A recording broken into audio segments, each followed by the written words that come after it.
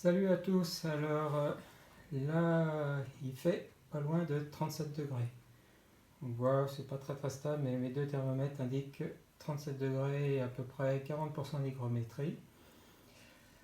Et ça tombe bien, on va tester un petit ventilateur qui a une fonction rafraîchissante grâce à son bac d'eau à l'intérieur. Alors pour la petite histoire, ce petit appareil qui fait à peu près 16 cm de côté et un petit kilo avec l'eau, je l'ai acheté chez Banggood une quinzaine d'euros et il ne fonctionnait pas quand je l'ai reçu.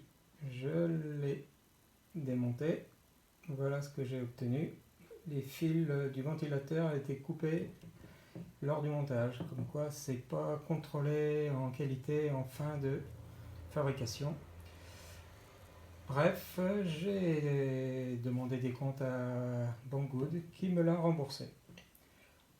Et du coup, vu que je suis bricoleur, je l'ai réparé comme ça. Et je vais pouvoir vous faire une petite démonstration. Alors là, j'ai pris deux thermomètres qui se ressemblent à peu près. C'est deux Xiaomi de générations différentes, mais avec des capteurs qui sont censés être du même type. Et on est censé avoir les mêmes valeurs. Bon, c'est pas le cas complètement, mais ça va le faire. J'ai pris une source USB et puis un wattmètre et j'ai branché le câble. Alors, je vais vous présenter l'appareil. Alors déjà, donc ce cube est équipé d'une petite poignée de transport.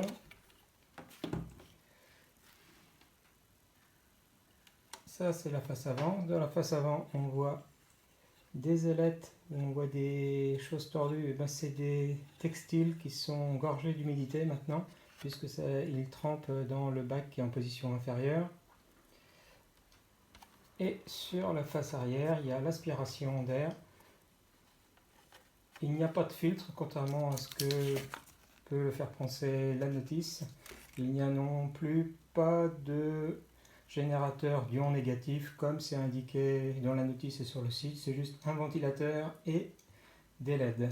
Lorsqu'on est sur la position 0, il ne se passe rien évidemment. Dans la position 1, on n'entend rien, mais il y a des LED qui s'allument. Alors ça peut faire une lampe pour le soir, mais bon, c'est un petit peu bizarre d'avoir une position lumineuse sur un ventilateur. Et lorsque j'appuie sur la position 2, on entend il ventile et effectivement il rafraîchit quelque peu. Et pour ça, eh bien, je vais mettre un des thermomètres sur le côté et l'autre thermomètre avec le capteur qui fait face. Alors retenez bien qu'on avait dans les 37,5, 37,7 ici, et on verra dans quelques minutes ce que ça donne. Et j'ai également pris un petit anémomètre pour mesurer la vitesse.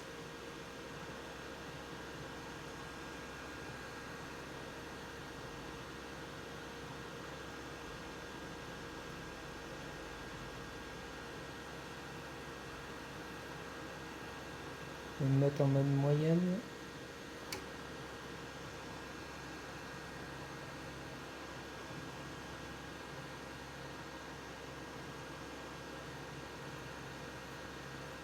Voilà, donc on a une moyenne de 2,3 mètres par seconde.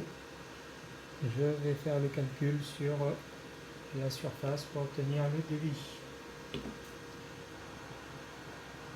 Alors on voit qu'on est toujours à 37,7 sur le thermomètre qui n'est pas soumis.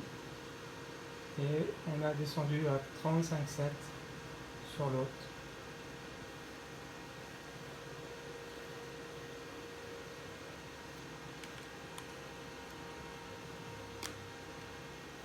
Et pour information, on a à peu près 0,8 ampères de consommé, ce qui fait une puissance de 4 watts. En mode LED, on a à peine un demi-watt.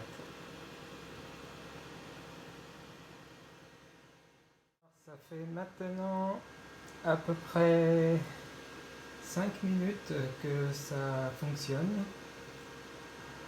Et la température ambiante est toujours de l'ordre de 37. Ça va un petit peu rafraîchir peut-être également cet endroit, puisqu'on était à 37,5 à peu près. Par contre, ici, on voit que ça a bien baissé, puisque maintenant, on est à 31 degrés. Et ça a augmenté également l'hygrométrie, puisqu'on est également l'hygrométrie, c'est pas seulement parce que cette chose-là produit de l'humidité. Eh bien, la preuve est faite que ça fonctionne. C'est pas mirobolant, c'est pas une clim, mais ça fonctionne. Et d'après mes calculs, qui peuvent être faux, j'obtiens un débit de 74 m3. Voilà, j'espère que ça vous aura donné une idée de cet appareil. Et sinon, niveau bruit, on l'entend bien, mais c'est acceptable. Et dernière chose, comment on fait pour ajouter de l'eau? Eh bien, la partie supérieure se comporte comme un petit entonnoir. On verse de l'eau dedans. Il y a un trou au milieu et ça tombe dans la partie inférieure. Et ici, c'est transparent qui permet de voir le niveau d'eau. Allez, ciao!